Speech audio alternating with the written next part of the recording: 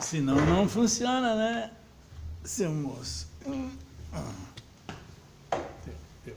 Parado.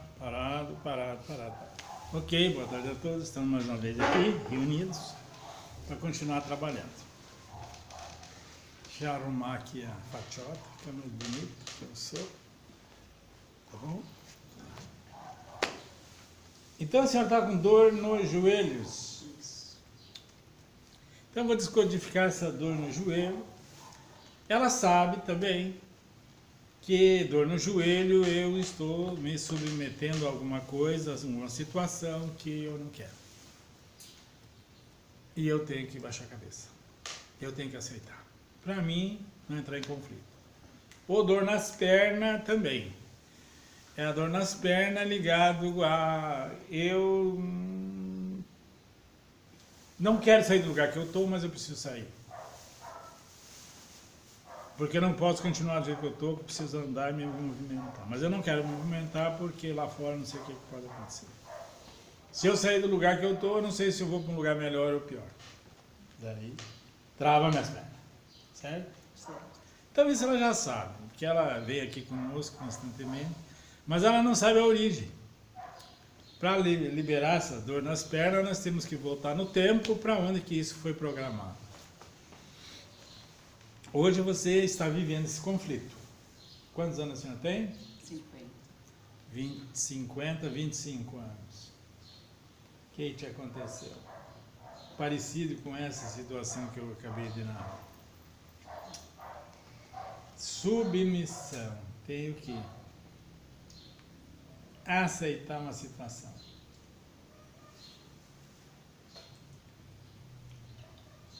Minha gravidez do meu filho.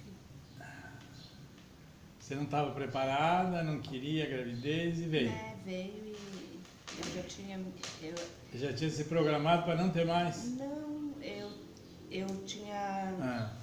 Eu tinha um namorado e a gente se separou e eu perdi o bebê dele, né? Uhum. E eram gêmeos. E daí ele simplesmente ele sumiu. E eu perdi, eu passei uma gravidez e não foi foi uns meses e eu perdi, era gêmeos. E eu reencontrei ele. Ele voltou para minha vida, que ele morava longe, voltou, a gente se encontrou. Deixa eu só perguntar, quando você estava grávida e tudo, ele não estava mais contigo? Não estava. Você estava sendo uma mãe solteira? Isso, tá, da primeira vez. Daí, aí eu contei pra ele, né, que eu tinha perdido, conversamos tudo, e ficamos juntos. Aí eu engravidei do meu outro filho. E assumi sozinha e fiquei com muito ódio dele, porque eu descobri que ele tinha me abandonado, que nós era noiva, nem tinha terminado o noivado, eu tinha ficado com outra pessoa e estava noivo, de aliança no dedo de outra pessoa. Isso. Dom Juan. Dom Juan. Dom Juan. E eu fiquei com ódio porque ele me convenceu e eu fui com ele de novo. E... Para aí. Eu ia fazer uma coisa, mas já eu vou fazer outra coisa, por causa dessa história. O que acontece na sua vida que leva você a arrumar essas trampas? Não sei. De arrumar homens, companheiros que deixam você no meio do caminho. Que no caso, estava com você e estava com outro. Estavam já noivos.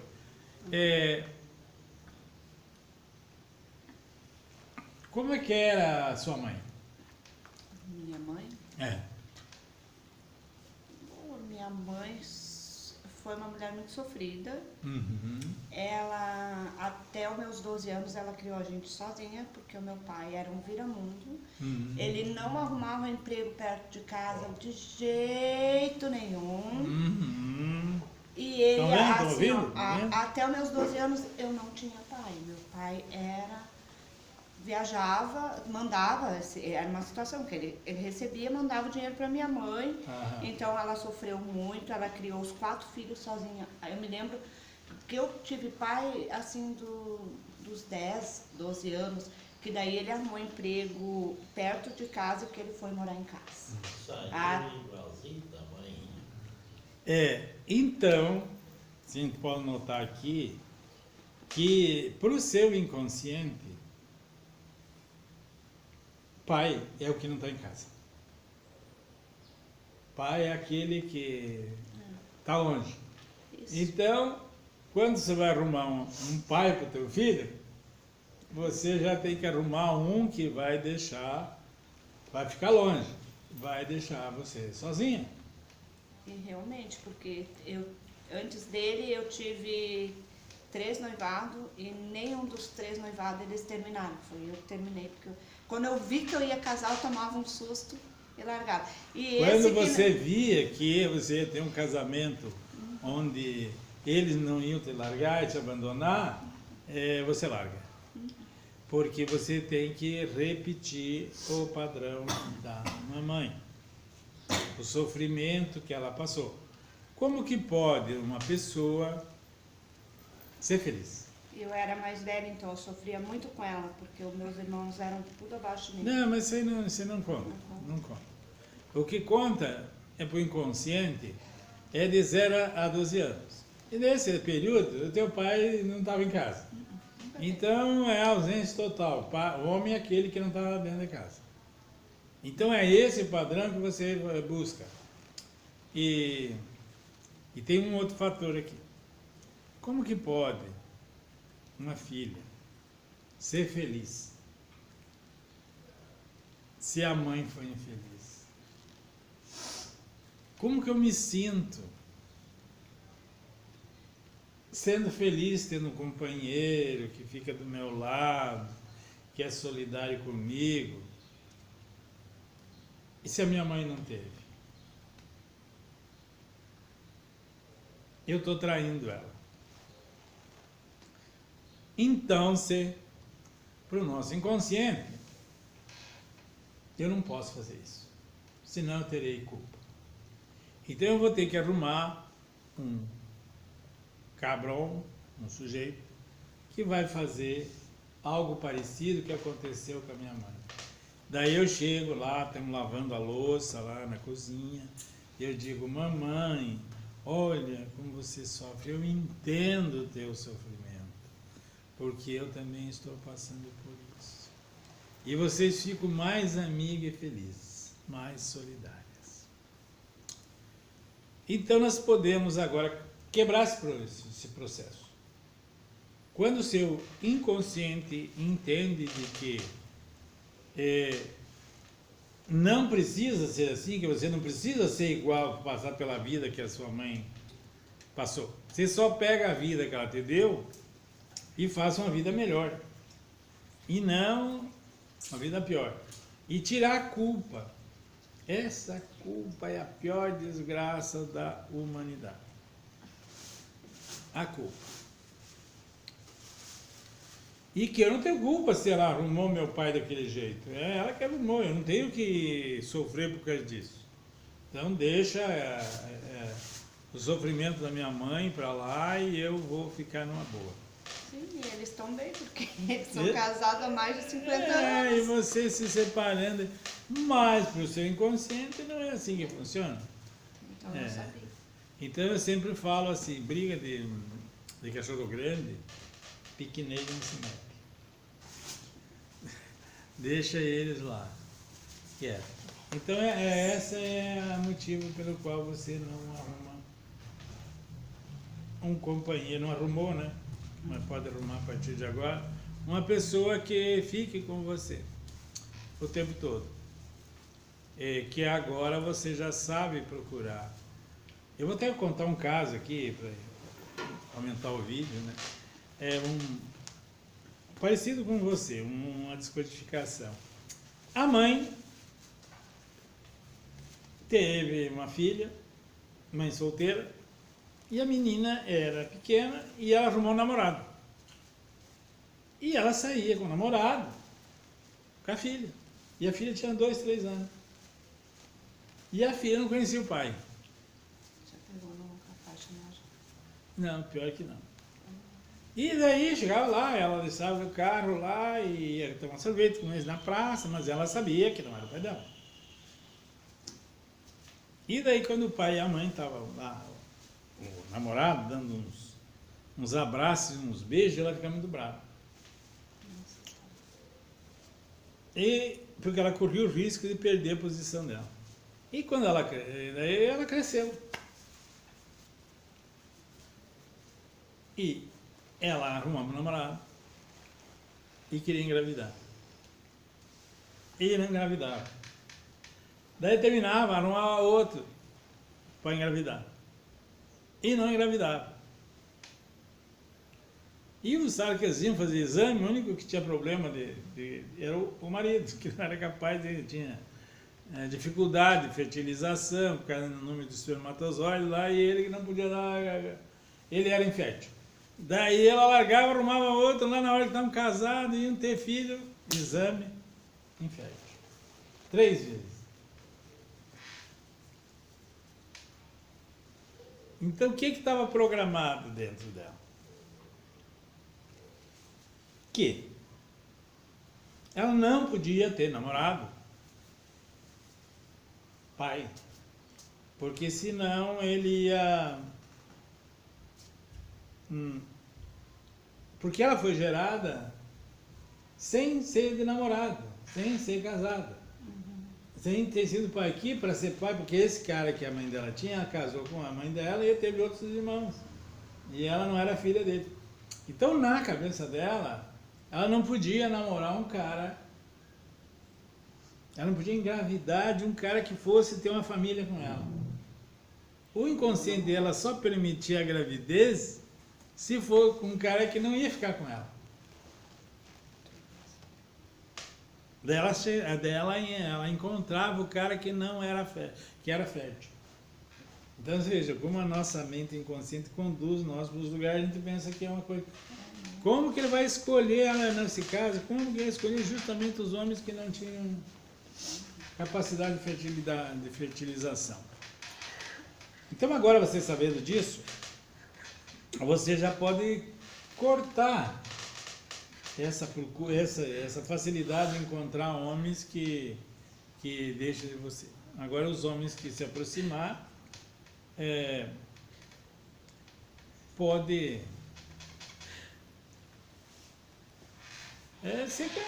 tá bem fácil para você. Você que não tem o pai que ficou com a tua mãe até os dias de hoje. Mas vamos voltar então lá para as tuas pernas. Teve esse caso. Vamos continuar. 12 anos. Outra situação de travamento. De não poder sair, de andar, de não andar. Foi a submissão, tem que me submeter. Foi uma briga feia, família do meu avô e minha avó foram morar conosco. E o meu pai estava desempregado. E a minha avó, a gente ajudou ela, deu uma casa para ela. E, tipo assim, a minha mãe e meu pai, eles nunca se importaram com a gente. Sim. Sabe, na cabeça deles lá, né? Meu pai e minha mãe achavam assim engraçado que eles iam para minha madrinha, cheio de sacolas de comida, e a minha madrinha tinha condições. E a minha mãe, na cabeça dela, pô, mas não traz nada pro neto aqui. A gente deu a casa, ajudou eles. Na cabeça da minha mãe, a minha mãe queria que eles ajudassem ali. Mesmo que não precisasse. Não tinha nada a ver, mas na cabeça delas... Essa é a lei de que a gente fala nas constelações. Essa é a lei do dar e receber. Sim. A mãe deu a casa, mas queria um retorno, né? Sim, na cabeça. Quem ganha tem que pagar. E daí... Eles pegavam assim, faziam... Eu era a neta e a afilhada, eu nunca ganhava nada. E ela e a minha avó parecia que fazia as coisas para provocar e contar. Chegava lá assim, hoje eu abri uma caderneta para Xanda e pro outro lado. Daí a minha mãe me olhava, pô, a afilhada dela é a Beth, eles nem afilhados são. Por que ela tá vindo contar isso? Que tá abrindo uma caderneta pro Leonardo e pra Xanda. Mas pra mim aquilo não dava bola, quem ficava magoada era a minha mãe. E daí a minha mãe começou na cabeça do meu pai, conversava, daí um dia o meu pai disse assim, olha, eu estou desempregado, preciso que vocês paguem uma água, uma luz para me ajudar, porque eu não tenho como pagar. Mas minha avó se ofendeu e disse que não ia ficar mais lá, e deu uma briga feia. Aí eles pegaram e foram embora, né? Foram morar com a minha madrinha. A minha madrinha levou eles. Foi até onde eles ficaram até morrer. Tá, então vamos dizer. A autoridade externa, mas a autoridade no caso ali, tem que ser contigo. Comigo. Logo em seguida, Tá, fala. logo em seguida morreu a minha avó. Morreu a tua avó. Era a que eu mais amava. É a mãe da minha mãe. Né? Ela era muito querida, só que a gente até podia visitar ela, mas era uma disputa da minha mãe com ela comigo. Vocês disputaram as duas. A minha mãe, tipo assim... Tinha ciúme da tua... Tinha ciúmes que a minha avó gostava, tipo assim... Ciúmes da neta. Não, tinha ciúme da filha. Era assim, ó, a minha mãe, com 9 anos, ela saiu para trabalhar. Então, a minha mãe botou na cabeça que a minha avó não gostava dela. E a neta, que ela é a neta predileta dela, que sempre, né, não é... Eu gostava dela, mas ela sempre me abraçava e dizia, tu é a minha neta que eu mais amo. E a minha mãe, ama minha filha e nunca me amou. Então, aquilo...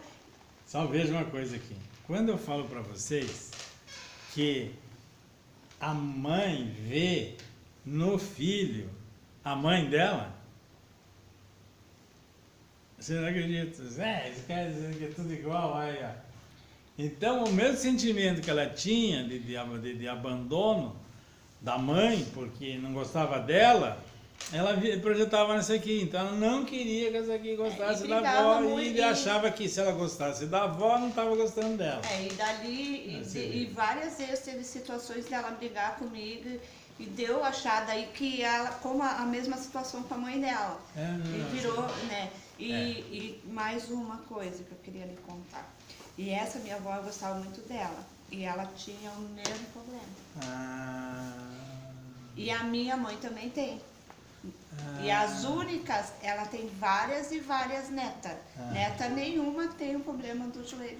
É só eu e a minha mãe. Tá vendo? É isso aí. Então essas programações, por amor, por identificação, eu fico com as mesmas dores das pessoas. Então, sabendo disso, agora você pode entender de que você pode gostar da tua avó. Deixa eu fazer uma pergunta que está me postando a orelha. Você está para ser avó? Alguma possibilidade, alguma coisa nesse sentido? Ai, meu Deus. Sim, né? Sim. Por isso com quem? Ai, não brinca, então não tô sabendo. Mas a gente percebe. Mas tem possibilidade. Possibilidades? Não, mas você tá alguma coisa rondando aí. Não. Ou pode ser uma sobrinha, um outro, precisa ser, geralmente é a avó. Não. Quem tava falando muito em filha é a minha namorada do meu guri, que não para de falar que quer engravidar. Esse é o motivo de reacionar à sua dor. Por quê?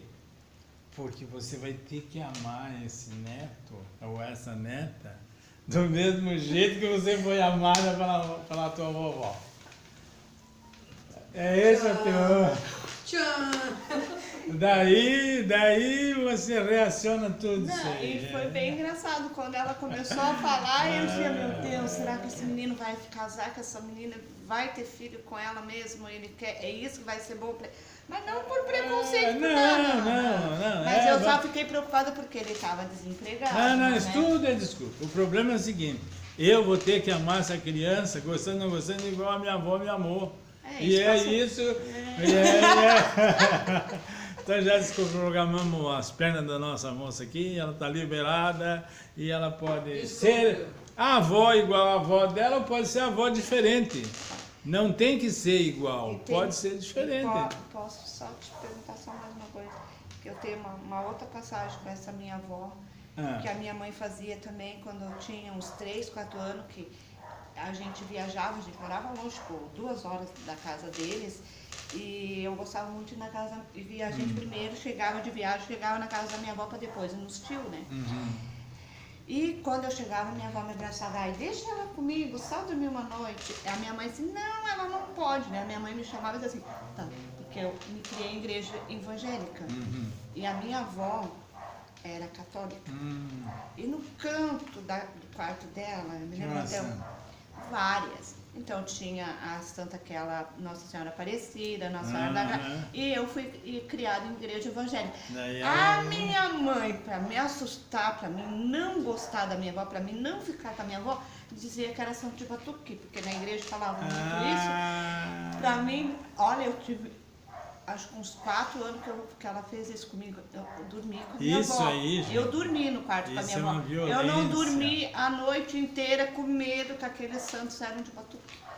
Mas se fosse, não tem problema. Não tem problema, mas uma criança de 4, 5 anos não entendia, né? Você vê, essa história que eu não falo para vocês, história de religião. Só uma coisa. Esse é um crime que os pais fazem com os filhos, fazem sabendo, não vem que não sabe, enfiar. Ela sabia que quando eu acho um absurdo assim, quando aparece um vídeo, uma criancinha de 3, 4 anos recitando a Bíblia, ou sei lá o quê. Isso é um crime. Ele não tem consciência de nada, que ele vai ficar gravado com uma verdade absoluta. E amanhã depois a igreja dele não existe mais, ou muda, ou sei lá o que vai acontecer com o mundo. Essa criança está ferrada. E o dia que ele não quiser seguir aquilo ali, não, eu não quero, eu quero seguir outra linha religiosa, mas essa gravação feita vai fazer ele voltar e vai trazer sentimento de culpa e problemas para ele.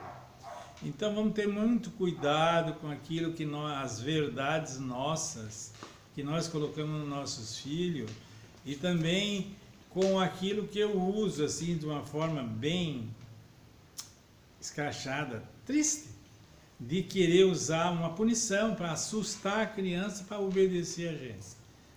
Porque o inferno, não sei o quê, porque você é do mal, se você fizer isso, se você fizer aquilo, eu sou do bem.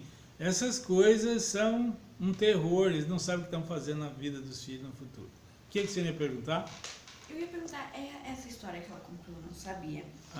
E uma dessas santas que ela citou, eu morro de medo. Morria, porque agora acabou. Verdade. Porque o medo que a tua mãe tem passa para você, é o que eu sempre falo. Ele tem medo da Nossa Senhora Aparecida e era a maior que a minha avó tinha no quarto. Ele nem sabia, porque eu nunca contei essa história para ele. Ele sempre me fala. Não é gesso, não. Gesso você também sabe, né? Não vem com essa conversinha. Sempre gosto de gesso. Não é. É porque ele não apareceu do lado.